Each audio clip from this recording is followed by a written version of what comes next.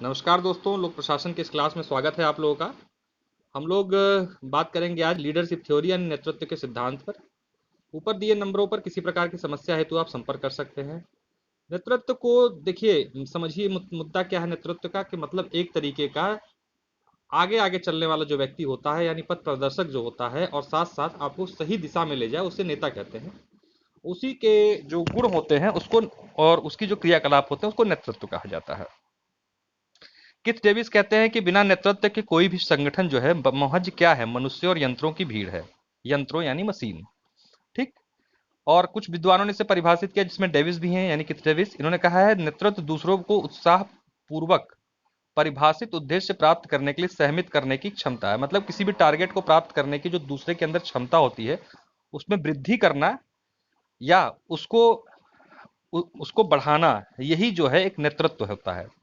टेरी कहते हैं कि ऐच्छिक रूप से परस्पर उद्देश्यों की पूर्ति के लिए संघर्ष हेतु लोगों को प्रभावित करना की गतिविधि।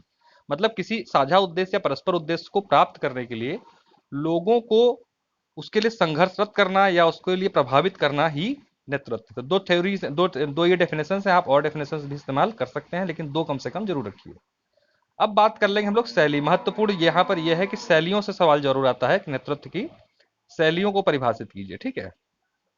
तो अधीनस्थों के पर्यवेक्षण के दौरान किसी नेता द्वारा प्रदर्शित व्यवहार नेतृत्व शैली के नाम से जाना जाता है। मतलब किस प्रकार से वो प्रदर्शित कर रहा है पर्यवेक्षण के दौरान, उसी को जो है शैली में बांटा गया है। नेतृत्व की तीन बुनियादी शैलियां हैं, निरंकुश, जनतांत्रिक और अहस्तक्षेप शैली। एक एक करके देखेंगे सब में को। पहली है निरंकुश शैली। इसे नेतृत्व की प्रभुत्वपूर्ण या निर्देशात्मक शैली भी कहते हैं। इस शैली में संपूर्ण प्राधिकार नेता के हाथ में केंद्रित होता है। वह सभी नीतियां तय करता है, वह अधीनस्थों को आदेश देता है और उनके पूर्ण आज्ञाकारिता की मांग करता है। वह पुरस्कार या सजा देता है। तो कुल मिला के जो निरंकुश शैली है उसके शब्द से ही क्लियर है, निरंकुशता है। मतलब इसमें पूरी तरीके से एक तरीके से केंद्रीकृत शैली है ये। नेता अपने हिसाब से ऑर्डर देगा और आपको मतलब इस उसमें रखेगा कि आपको उसका ऑर्डर मानना भी है। इस शैली को जो है कहा जाता है निरंकुश शैली। ये एग्जाम्पल के रूप में आपके सामने है एक डायग्राम। एल से मतलब लीडर है, एस से मतलब सबऑर्डिनेट है। तो बीच में लीडर है, बाकी चारों तरफ सबऑर्डिनेट है। लीडर जो बोलेगा सबऑर्डिनेट को बात माननी ही माननी पड़ेगी। एक सबऑर्डिनेट दूसरे सबऑर्डिनेट के संपर्क में नहीं है। फिर दूसरी आती है जनतंत्रात्मक शैली या जनतंत्रांतिक शैली।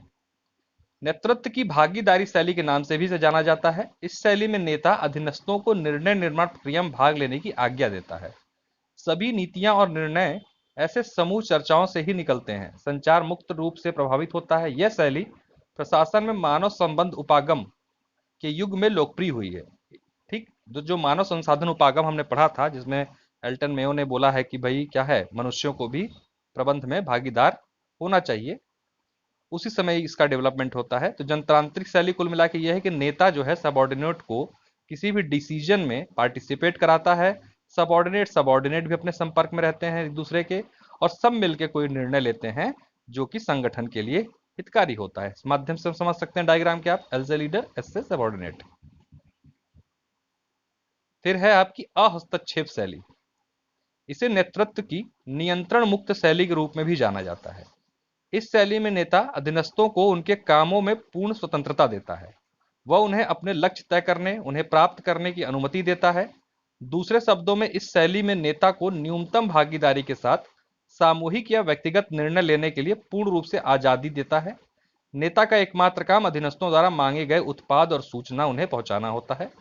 कुल मिला के यहाँ पर नेता जो होता है, नेता न होकर एक तरीके से सर्विस प्रोवाइडर टाइप का हो जाता है। जो अधीनस्थ डिमांड करें कि हमें ये चाहिए, अपने काम को पूरा करने के लिए पहुंचा देगा। वो बिल्कुल भी ऑर्डर नहीं देगा कि तुम कोई काम ऐसे करो वैसे करो, उसका कोई चीज में हस्तक्षेप। आपको काम करना है, चाहे कैसे भी करो, वो आपकी मर्जी है। उस काम को करने के लिए आपको जो चाहिए वो उपलब्ध कराने का काम किसका है? नेता का।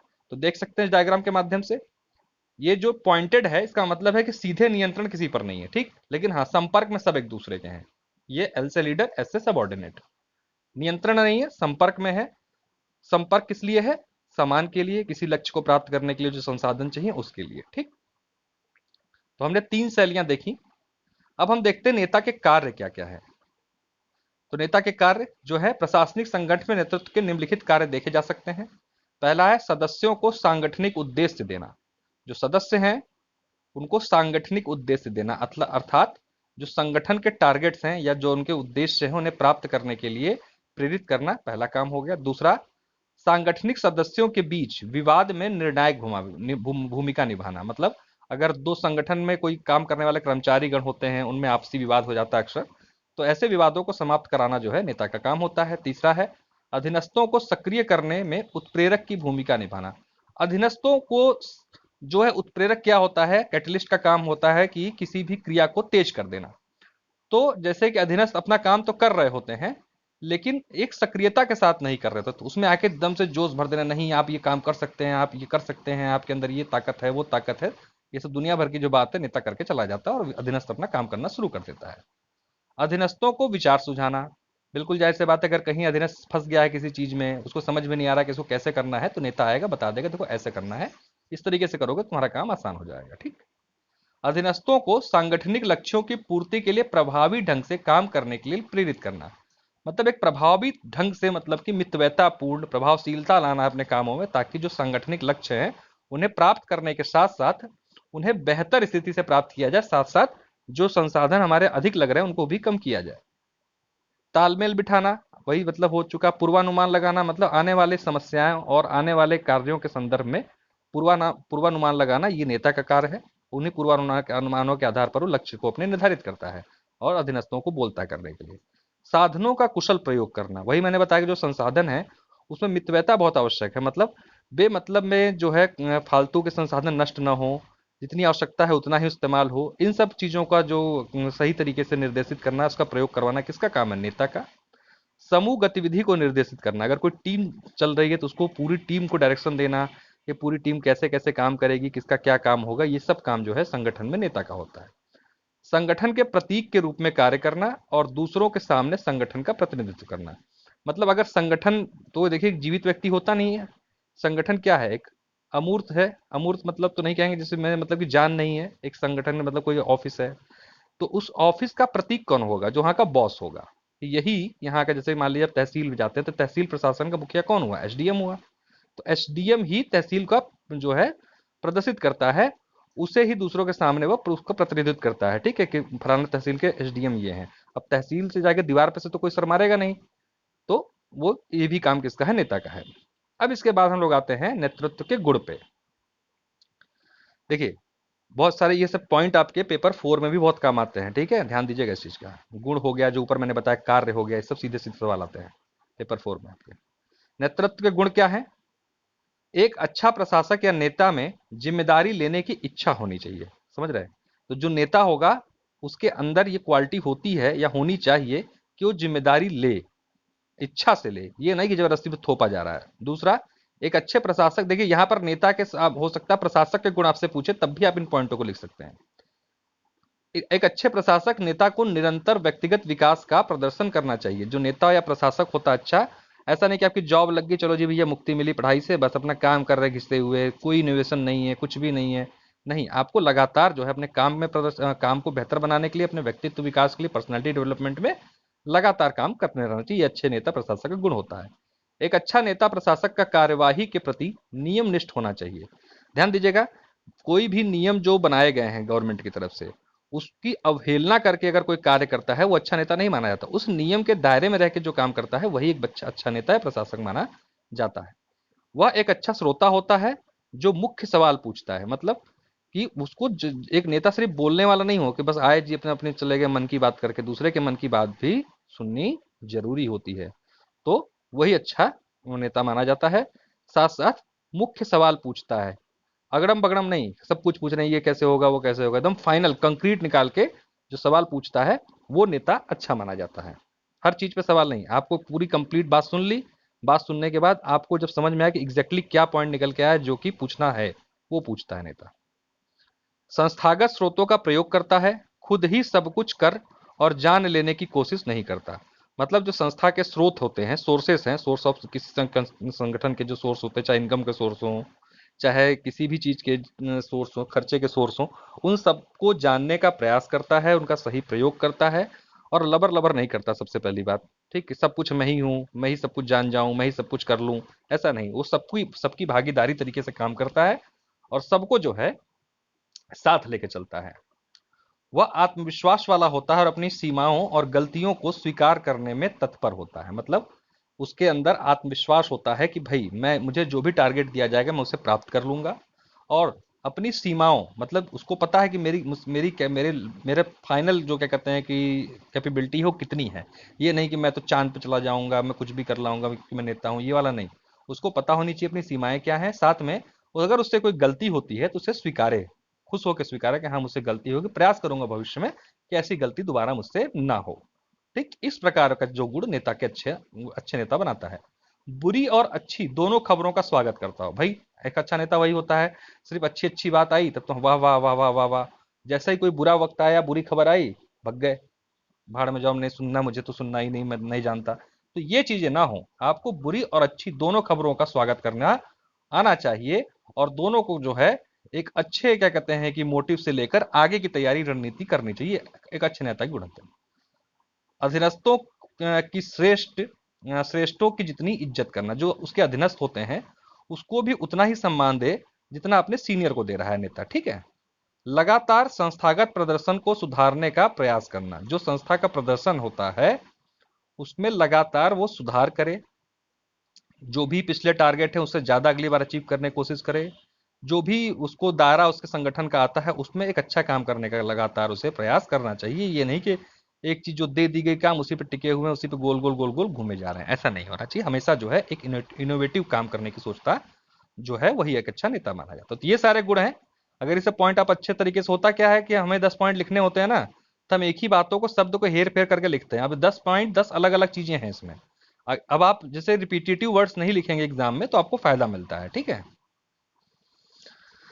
अब मेन आता है, यहां से भी स्वतंत्र सवाल आता है, नेतृत्व के सिद्धांत या उपागम। क्या है नेतृत्व के सिद्धांत या उपागम, देख लेते हैं एक बार उसको हम लोग। नेतृत्व के 3 उपागम हैं, विशेषता उपागम, व्यवहारवादी उपागम, या और तीसरा स्थितिगत उपागम। तीनों को देखेंगे क्रमबद्ध तरीके से कि क्या अंतर है तीनों में। यहां से क्वेश्चन आता है, देखिए, स्वतंत्र सिद्धांत या उपागम और नेतृत्व के प्रकार, गुण पे भी क्वेश्चन आता है। तो इसके हर टॉपिक पे एक एक 15-15 नंबर का सवाल अलग से भी आ जाता है। ठीक है। तो पहले आइए विशेषता उपागम पे नजर डालते हैं। यह उपागम कहता है कि कोई व्यक्ति अपनी विशेषताओं की वजह से नेता बनता है। इसका सरोकार नेताओं के व्यक्तित्व की विशेषताओं की पहचान से है।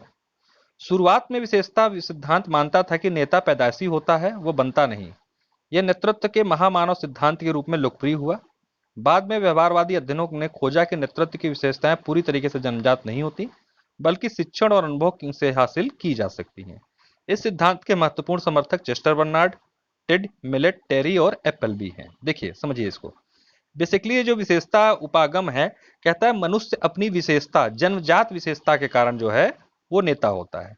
बाद में खारिज हो गई खैर ये बात कि नहीं भाई ऐसा नहीं है कि सब में जन्मजात ही होता है। बहुत सारे नेता ऐसे हैं जिन्होंने बाय ट्रेनिंग जो है अच्छे नेता या प्रशासक बनते हैं। तो ये इसकी पहली उपागम है, जो नेतृत्व का उपागम, मतलब कहने का था कि नेतृत्व किस किस तरीके से डेवलप होता है उसकी बात हो रही है यहाँ पर। तो पहला हो गया विशेषता।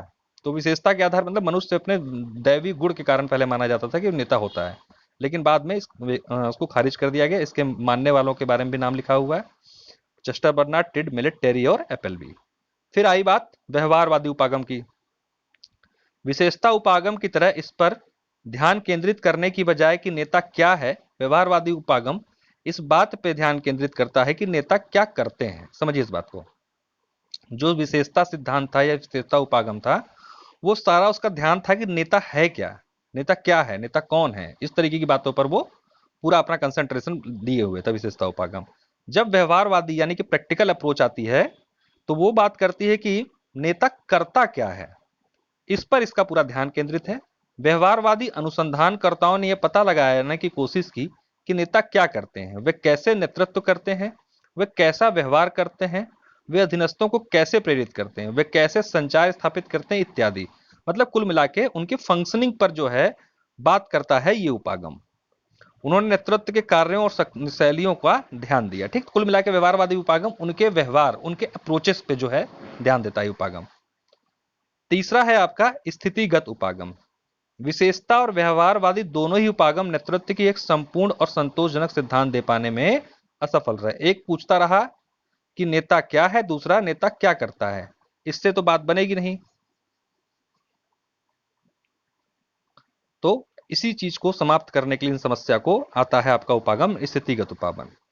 तो इसमें क्या कहता है कि क्योंकि उन्होंने नेतृत्व की प्रभाविता के निर्धारण में स्थितिगत कारणों की अपेक्षा की। मतलब पहला तो था कि नेता बस नेता है क्योंकि उसके अंदर विशेष गुण हैं, बात खत्म। वो सफल है असफल है इससे मतलब नहीं। दूसरा व्यवहारवादी जो आया वो कहता है कि नेता की प्रक्रिया जान रहे हैं वो, कि नेता कैसे काम कर रहा है, क्या कर रहा है। ये नहीं देख रहा कि जब वो काम कर रहा है तो उसके साथ वो स्थितियां हैं कि नहीं है जिसमें वो काम कर रहा है, उस स्थितियों का अध्ययन नहीं किया गया इन दोनों उपागमों में। तो स्थिति उपागम में क्या किया गया, इसी बात का ध्यान रखा गया कि प्रभावित कर जो क्योंकि उन्होंने नेतृत्व की प्रभाविता के निर्धारण में स्थितिगत कारकों की अपेक्षा नहीं की। वर्तमान उदाहरण के रूप में समझ सकते हैं आप, इस तरीके से समझिए कि भाई योगी सरकार है अपनी, इन्होंने मोर्चा संभाला। भले अब इसका मत समझिएगा मैं किसी का समर्थक हूं या किसी का विरोधी हूं, एग्जाम्पल के रूप में समझाने की कोशिश कर रहा हूं आपको कि भैया अपना व्यवस्था संभाली, कोरोना आ गया। अब मान लीजिए खूब अच्छे ही नेता क्यों ना हो आप, अब मान लीजिए इसकी जगह कोई और ही कुछ और उदाहरण लीजिए, कोई मान लीजिए किसी सरकार 19 में बनी होती, बी चाहे मोदी सरकार के सेकंड कार्यकाल को ले लीजिए आप, ठीक है, बनी 19 में ही सरकार बनी और 19 में ही क्या हुआ, लास्ट में आते आते कोरोना। तो स्थितियां क्या हुई, उनके अंदर खूब गुण क्यों ना हो, लेकिन स्थितियां उनके अनुकूल नहीं है कि आप जो है अच्छी नेतृत्व शैली को निभा पाओ। समझिएगा जो मैंने कहने की कोशिश कर रहा हूं, इसमें किसी प्रकार का पार्टी वार्टी वाला हिसाब किताब नहीं है, ठीक। तो ठीक है, कारणों की अपेक्षा है कि इसलिए अनुसंधानकर्ताओं ने अपना ध्यान नेतृत्व की स्थितिगत आयामों की तरफ मोड़ा। स्थितिगत आयाम की तरफ मुड़ा। उन्होंने बल देकर कहा कि नेतृत्व की प्रभाविता नेता की विशेषता और व्यवहार के अतिरिक्त विभिन्न स्थितिगत कारकों द्वारा भी निर्धारित होता है। खूब उनके अंदर विशेषता हो, खूब उनका जो व्यवहार अच्छा हो, काम करने का तरीका अच्छा हो, लेकिन अगर स्थितियां अनुकूल नहीं होंगी तो उसमें मामला गड़बड़ होगा। यह उपागम मानता है कि नेतृत्व विभिन्न स्थितिगत परिवर्तित कारकों से प्रभावित होता है, इसलिए एक स्थिति में दूसरे स्थिति से भिन्न होती है।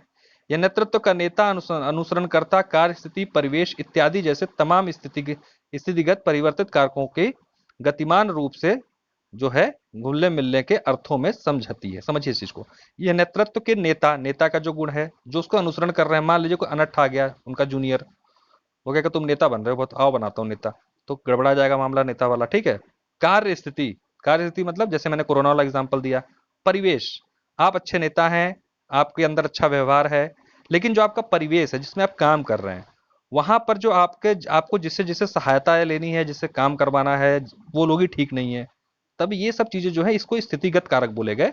ये सब जो है नेताओं को प्रभावित करते हैं या नेता के काम करने की शैली को प्रभावित करते हैं। इस तरह ये उपागम जो है नेतृत्व को बहुआयामी बना देता है। मतलब ये सिर्फ मतलब भूमिका नहीं बनाता है, एग्जैक्टली प्रैक्टिकल अप्रोच पे काम करता है। आई होप क्लियर हुआ होगा आप लोगों को, ज्यादा कोई दिक्कत है नहीं इस टॉपिक में। यही 5-4 पॉइंट हैं, जिसमें एक है उपागम, यहां से सवाल आता है आपका। दूसरा है गुण, तीसरा है आपका नेता के कार्य, और चौथा है इसकी शैलियां। अगर इन पॉइंटों को आप कर लोगे तो नेतृत्व पे कितना भी क्वेश्चन घुमा के आएगा आप लिखोगे जरूर। देखिए यहाँ पे इस पर्टिकुलर टॉपिक को मैंने बताया आपको कि यहाँ से इससे पहले वाला जो वीडियो बनाया था मैंने, दोनों से जो क्वेश्चन है आपके, आपको पेपर 4 में भी काम आएंगे, ठीक है। तो अच्छे से कीजिएगा इसको। कोई दिक्कत आए नंबरों पर संपर्क कर लीजिए। ये यूनिट यहाँ पे खत्म हो जाती है। अगर कोई टॉपिक छूट जाता है तो आप लोग मैसेज मुझे कर दीजिए, इसके लिए परेशान मत होइएगा, वो भी उपलब्ध करा दूंगा। अगर कोई टॉपिक रह गया, मेरे ख्याल से एक रह गया प्रेरणा क्या, ठीक है, शायद उसको चेक करूंगा मैं, तो उपलब्ध करा दूंगा। निश्चिंत रहिए, जो भी छूटे आप लोग नोट डाउन कर लीजिए, चाहे एक आदमी चाहे सब लोग, जैसा मन करे। जब भी हम लोग क्या कहते हैं कि लाइव क्लास वगैरह आयोजित कराएंगे कुछ दिनों और रुक के, तब आप लोग मुझे बताइएगा, कोई समस्या नहीं, सारी चीजें कराएंगे, खत्म, कुछ छूटेगा नहीं आप लोग का। बहुत बहुत धन्यवाद, नमस्कार।